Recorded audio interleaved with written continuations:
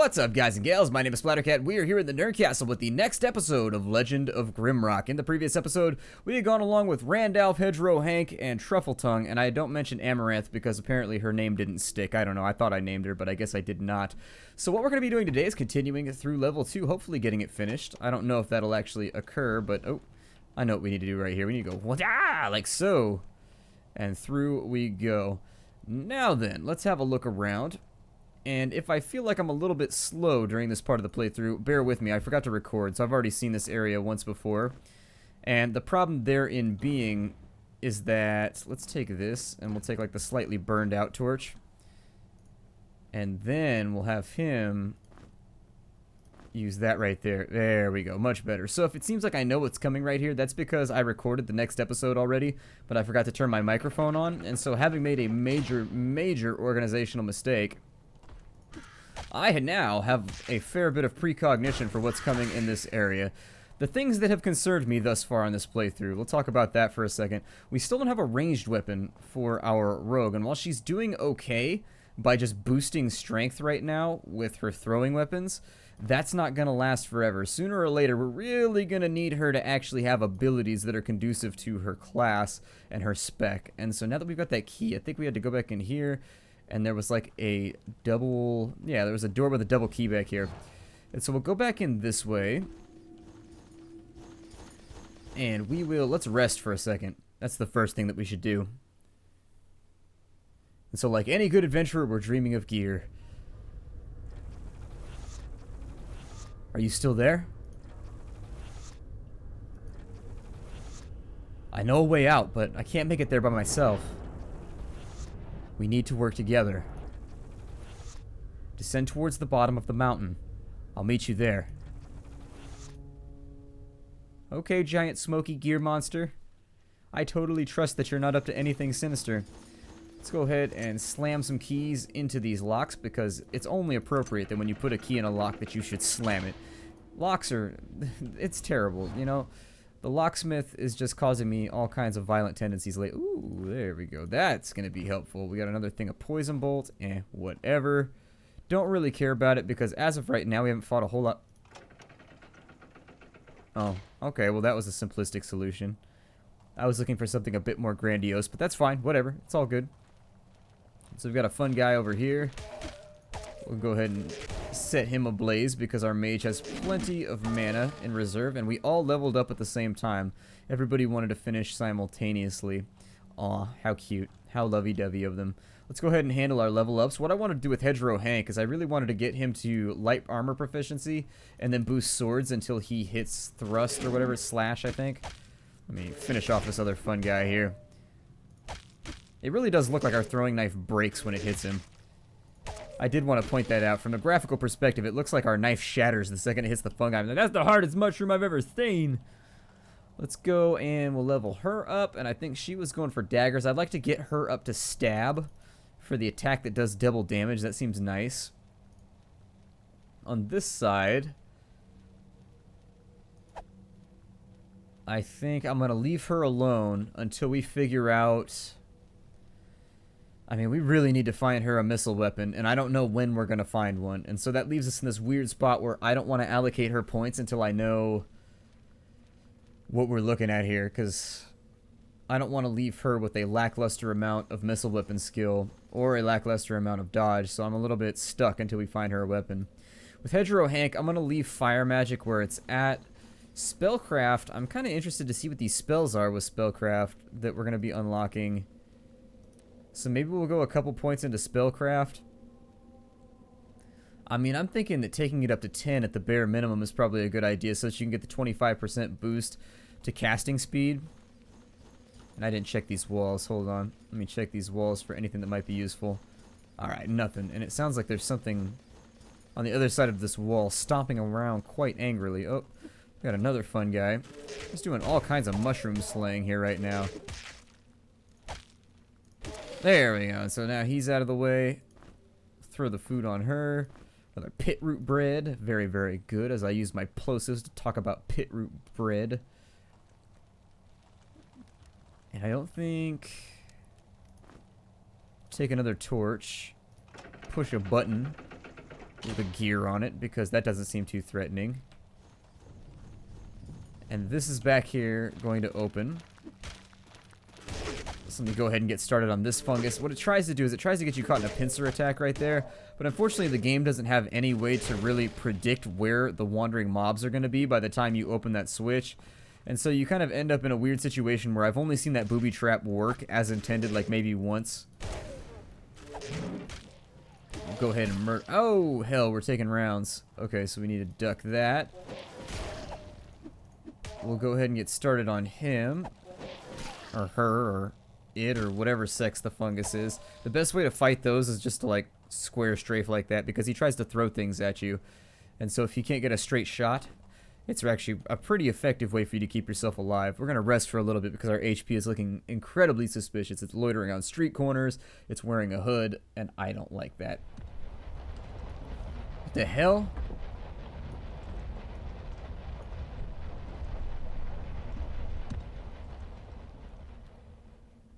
Ooh, another monster. They just can't get enough. Was that you? I realized last night was chilly night, but damn, my friend, you might want to get that colon checked out. You may want to have it lightly perused by your gastrointestinal specialist, assuming you have that sort of thing. I don't know. Is it upsetting for me to bring up the fact that someone may or may not have a gastrointestinal system? I'm not sure if that's an offensive thing to say, like even if you did or didn't have one. Maybe. I do wish that the game gave you, like, how many secrets were on each map, like 6 of 6, you know what I mean? I guess we'll fight with this guy. Ooh, critical hit right there from Hedgerow Hank, who's just being a murderer. Wiped out a fungus. I thought there was 2 in this room when I poorly recorded the episode the first time. Ah, well. This tar bead right here we're going to use for healing potions later on. Flip the switch. Which sounds like it did something over here. Ah, that would explain it. So let's go ahead and we will get knee deep in the fun guy over here. Because he's into that sort of thing. You should see his internet history. It is quite cray-cray.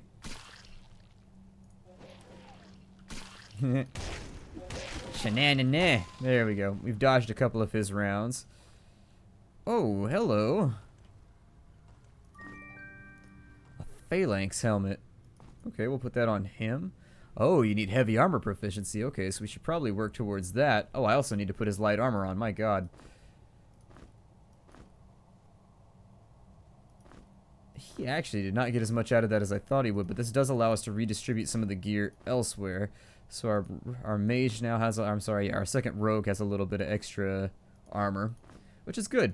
That is a good thing. And he's still walking around with his bulbous beer gut just, you know, dangling in the wind. I mean, if it's already bought and paid for, it looks like there's something on the ground right there, too. I'll try and pick that up. What is this? Oh, leather pants. Okay. So she can finally get rid of the loincloth, I guess, in exchange for much, much better protection. I've heard that on floor 2 or 3 that there's a sling or a bow around somewhere, and if I miss it, I apologize. Feel free to scream at your screen as much as you want. I can't guarantee that I'll hear you, but what I can say is that I can prematurely apologize for missing any secrets because I don't really even know what I'm looking for anymore. We have a key.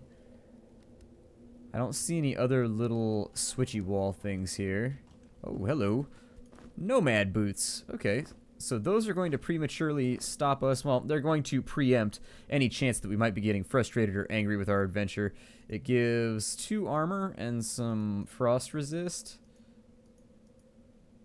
I'm thinking, oh, he's got leather boots, so maybe put it on the rogue. No, the rogue has dexterity +1, so maybe we should just put it on the mage then. I mean, it seems like one is following the other here. I don't think we're going to...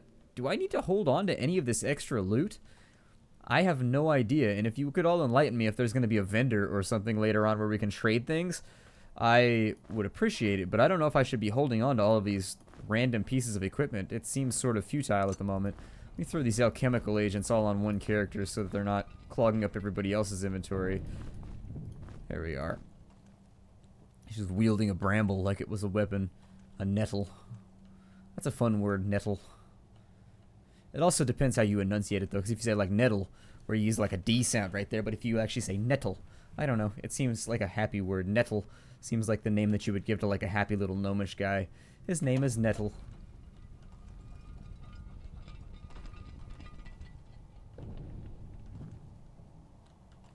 what has happened? We're back where we were earlier. Okay, and so now I've finally caught up to where I was. I'm thinking that I should probably save my game pretty frequently. And so I'm going to go ahead and do that because I have this giant thing that I do where I forget to save and then I die and then I get angry and my mice suffer for it. My mice become severely damaged by my Hulk out rage. That was a pretty long delay on that door. Oh, hello. How are you? He's like, oh, you know, I remain guarded. But I have a point. And down he goes. Check this room slowly and surely.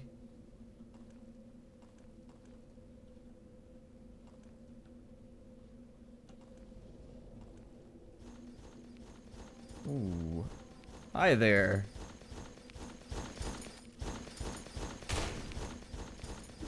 I don't feel like I should stand in front of you.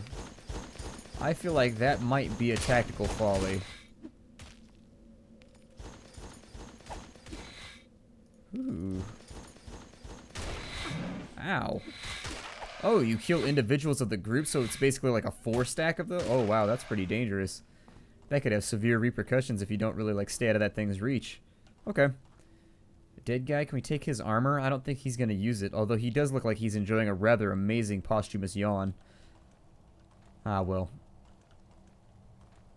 Not much else to do. I mean... just laying around. It's kind of dead around here. So, ooh, hello.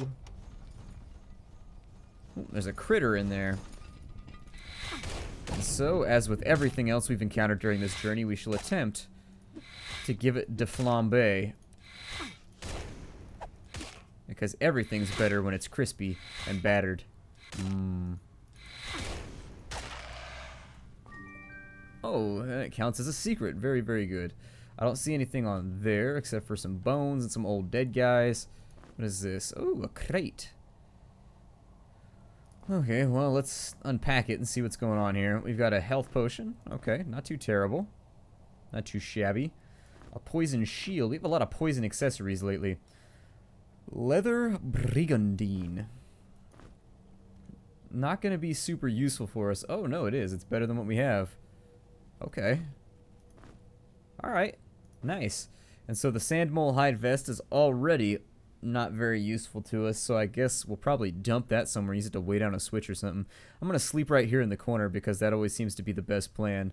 I don't know if you regenerate randomly, but it definitely seems like there are little jumps and there are big jumps when you rest. And mana is taking a while to come back. I'm so glad that our mage has a considerable amount of mana. 107 energy is really, really making our lives a lot easier. Now, it looked like there was a door or something over here. What is this? Only a patient man can defeat the demon's gaze.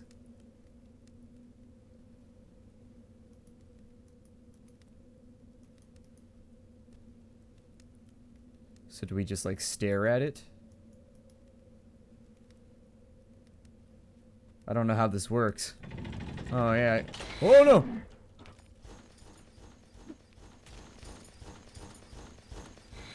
Oh, I messed up. But that was a dirty trick. The game should feel ashamed of itself.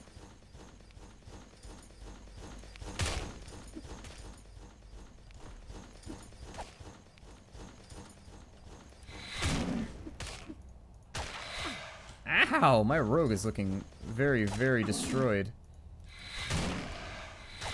This is not going so well for her. It may be time to focus on evasion. I'm not sure. So let me make sure all my ranged weapons have been picked up. Yes. Okay. Hedgerow Hank has leveled up yet again. I'll probably continue him to Combat Caster.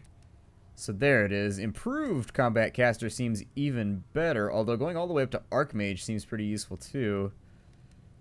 But oh well. I do think we should take some kind of secondary school here. I don't know. Let's go with Ice, I guess. We'll put a couple points in. What is this? A firebomb. Ooh, that seems like it might be useful at some point.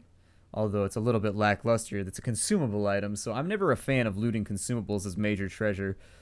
But maybe it'll dig us out of a hole later. Or at least blow us out of a hole later, which has all kinds of sort of promiscuous translations. Let's ditch a torch right here, because that one's going out. And we'll equip another LED torch. It's white light when they're ready to roll, and when they start to go out, it turns into that old 70s yellow light. And so, I'm assuming they're running on some kind of LED power here. I should be checking all these walls, shouldn't I? And also, I'm a little bit interested as to why they had this reconnect back here if they weren't going to have anything pop out or surprise us back in. So, this passage right here connected back to the first area. This is where we put the 2 keys in the wall. And then we stepped into a teleporter and it teleported us over to here. It connects right here. And I'm wondering why they would have sent us back to the previous point by using this wall if there's not actually something for us back there to investigate. It seems like this passage right here is sort of pointless unless there's some reason to backtrack. A bag over here. Let's see what's up with this thing. Oh, alchemy supplies. Very cool. Okay. I know we're going to get rid of a lot of these scrolls and things here because I don't think they're that useful to us. Go ahead and dump a whole bunch of them. And then what I'll do is I'll throw these in there. And God, I don't know. Probably like the sandals and the compass. This one right here, we've got the flasks. And so the way that this essentially works, I'm going to use this as an alchemy bag from now on.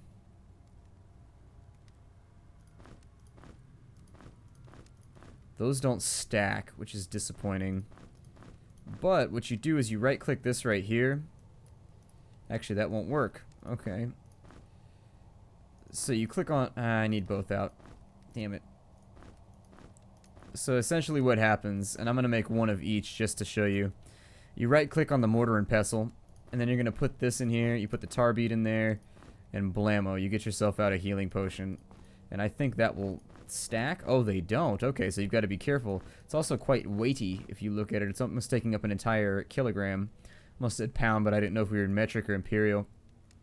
And the other thing that we can craft is going to be a antidote, which will be useful. I don't particularly remember whether or not venom was a major problem when playing through the game, but I'm going to err on the side of caution and make myself an anti-venom just in case, because in games of these types, poison tends to be a fairly major issue for players. And so we'll go ahead and stow all of our alchemy equipment for now. That'll leave him with a little bit of extra space.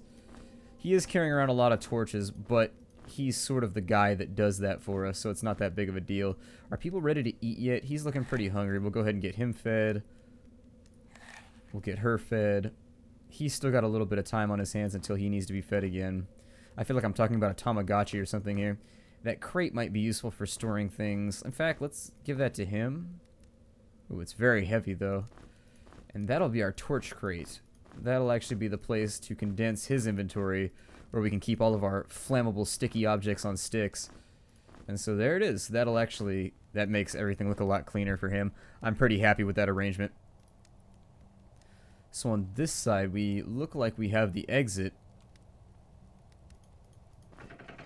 Oh.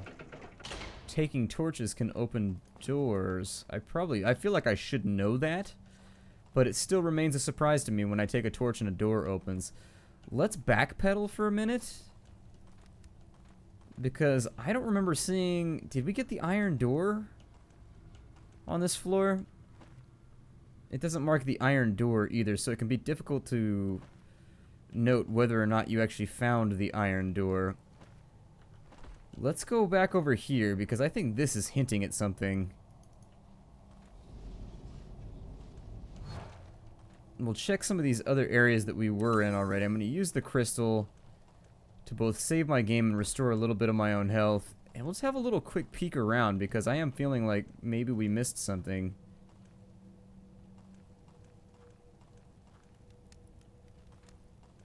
I mean, I don't know if that's a logical way to feel right now, but I definitely feel like there's got to be a reason they made these two areas link back to each other. Unless you can teleport in between crystals later on for, you know, like playing the game through another time to validate, I don't know, some quest or something? I don't know.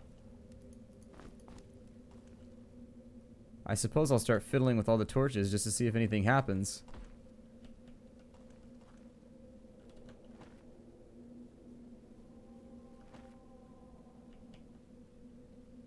don't know, it's kind of a weird situation to be in.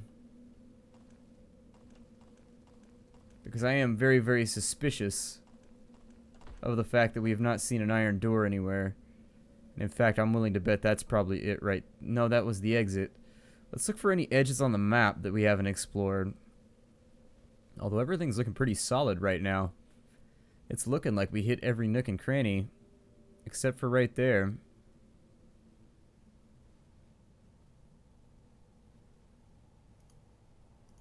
Oh, I can mark things? Holy hell. Well, that's funsies. Okay.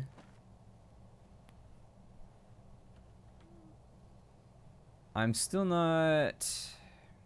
Damn.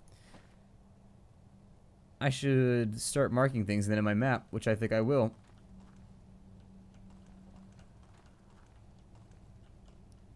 Hit that. We'll step back through here. But yeah, I don't think we've seen an iron door on this floor. I'll have to go back and watch the previous footage, but if we missed an iron door, that's a pretty big deal because they tend to hold gear that will greatly, greatly simplify some piece of your journey. And I've gone back the wrong way here. I'm not the best navigator. You'll all find that out.